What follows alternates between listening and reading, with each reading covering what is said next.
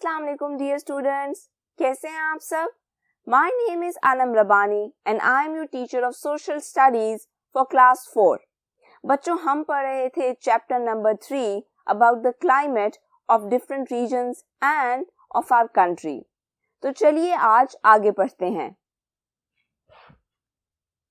Today we are going to talk about the major climatic zones of Pakistan.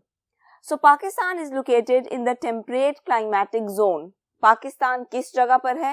Pakistan है in the temperate climatic zone.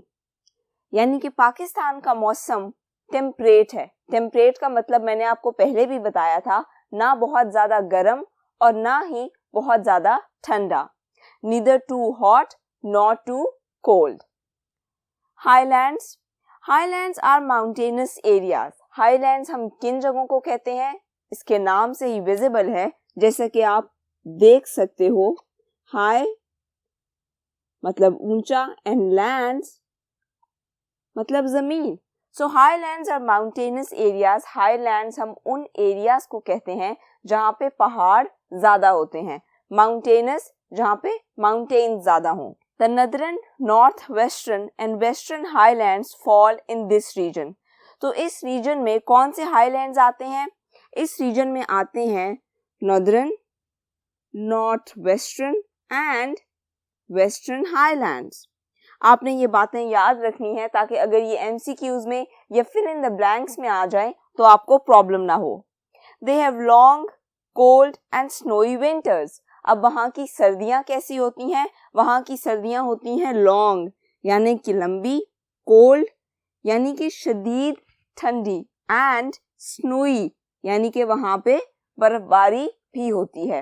मैंने आपको पहले भी बताया था कि जो इलाके पहाड़ों पर हैं या पहाड़ों के करीब हैं वहाँ पे ठंड ज़्यादा पड़ती है।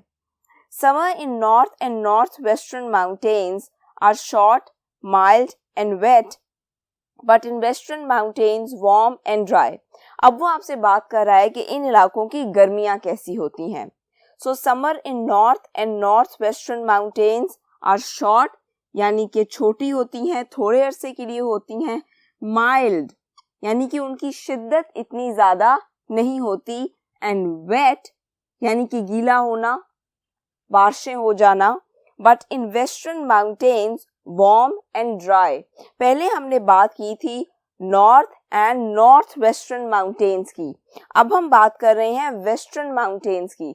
तो यहाँ पे समर्स कैसी होती हैं?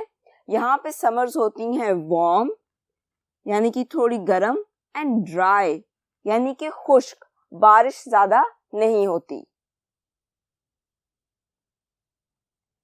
Rainfall is the highest in the northern mountains. तो जो नॉर्दर्न माउंटेन्स हैं वहाँ पे रेनफॉल ज्यादा होती है, वहाँ पे बारिश ज्यादा होती है। And in western mountains get less rainfall. अब आपने इस कंपैरिजन को याद रखना है। वो पहले बात कर रहा है नॉर्दर्न माउंटेन्स की और उसके बाद वो आपको बता रहा है कि वेस्टर्न माउंटेन्स में बारिश कम होती है, they get less rainfall. Now let's talk about the next climatic zone, that is arid. Arid word का मतलब होता है dry. Areas of southwestern Balochistan and southeastern deserts fall in this region. तो इस रीजन में कौन से इलाके आते हैं? इस रीजन में आते हैं south western Balochistan and south eastern deserts. Climate कैसा होता है यहाँ का? यहाँ का climate dry and hot throughout the year यानी कि खुश्क और गर्म पूरा साल, विद हॉट डस्टी विंड्स, गर्म और आलूदा हवाओं के साथ यानी कि धूल मिट्टी भी साथ उठती है। एंड वेरी लिटिल रेनफॉल और बारिश बहुत थोड़ी होती है। Semi arid climatic zone, areas of upper Indus plain, lower Indus plain and Potohar plateau. तो इस रीजन में कौन कौन से आते हैं इलाके? Upper Indus plain, lower Indus plain and Potohar प्लेटियो।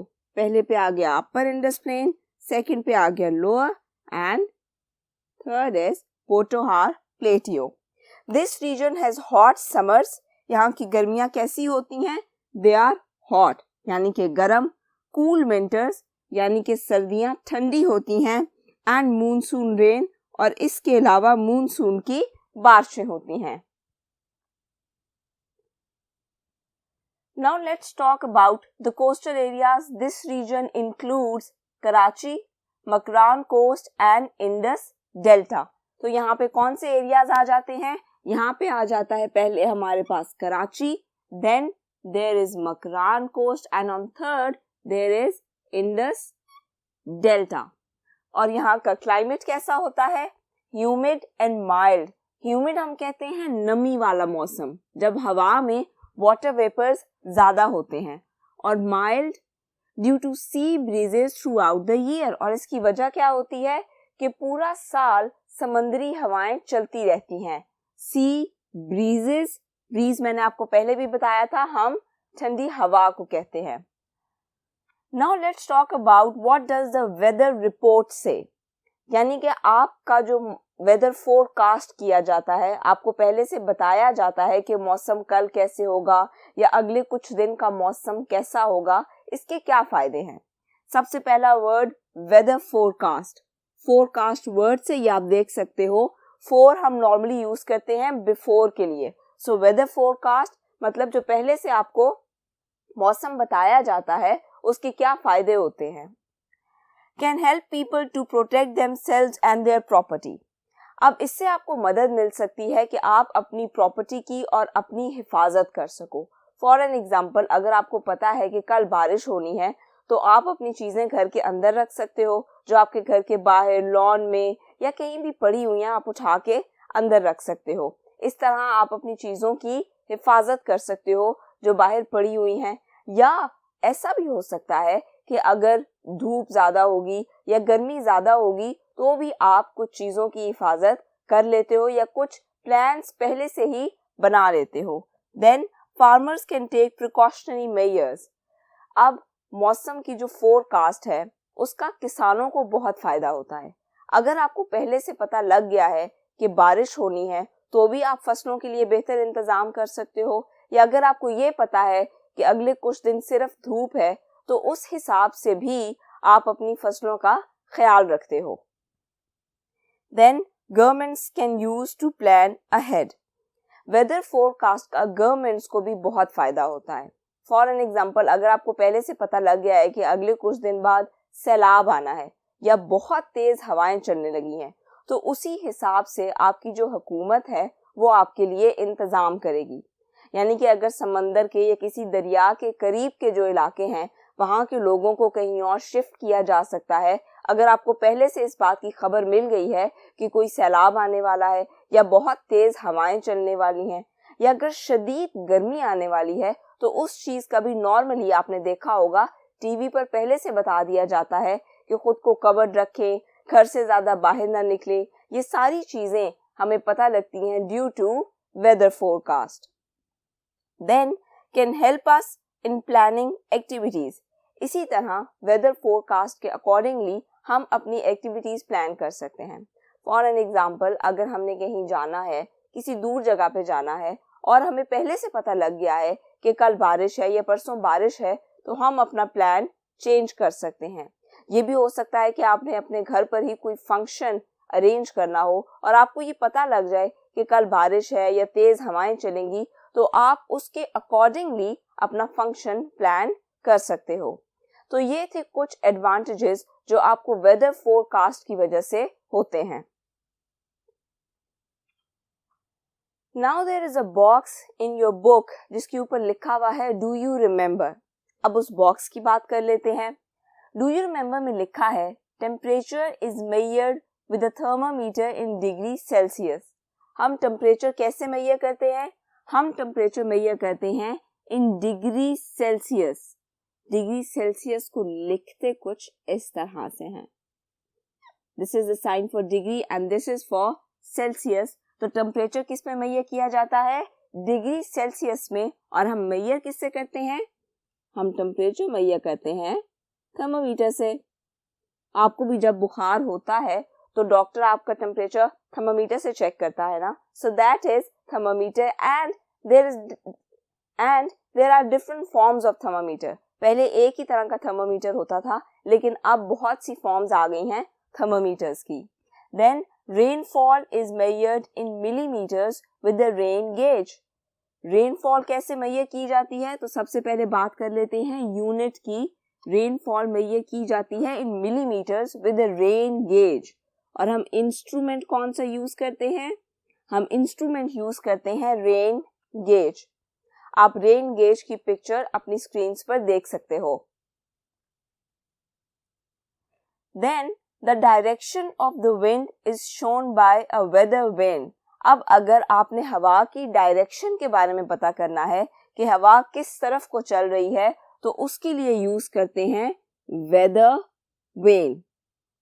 और आप वेदर वेन की पिक्चर भी अपनी स्क्रीन पर इस वक्त देख सकते हो, ताकि आपको बेहतर तरीके से समझ लग जाए कि ये इंस्ट्रूमेंट्स दिखने में एक्चुअली होते कैसे हैं. Then there is wind speed that is measured by anemometer. यानी कि हवा की जो स्पीड है उसका हमें किससे पता लगता है? उसका हमें पता लगता है एनेमोमीटर से. उसके बाद हम आ जाते हैं बैरोमीटर पे.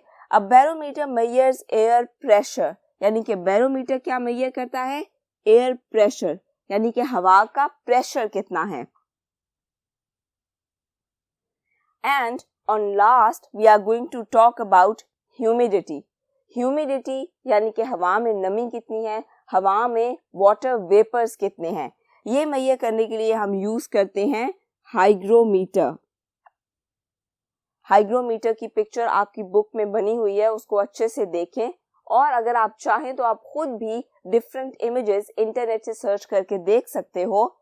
In the atmosphere, in soil और इन स्मॉल स्पेसेस. यानी कि जो वाटर वेपर्स की तादाद होती है एटमॉस्फेयर, आपके एटमॉस्फेयर में, सॉइल यानी कि मिट्टी में, या जो छोटी मोटी जगह होती हैं, उसको हम ह्यूमिडिटी कहते हैं. और उसको हम मेजर करते हैं with the help of a hygrometer. तो बच्चों, यहाँ पे हमारा ये चैप्टर खत्म होता है.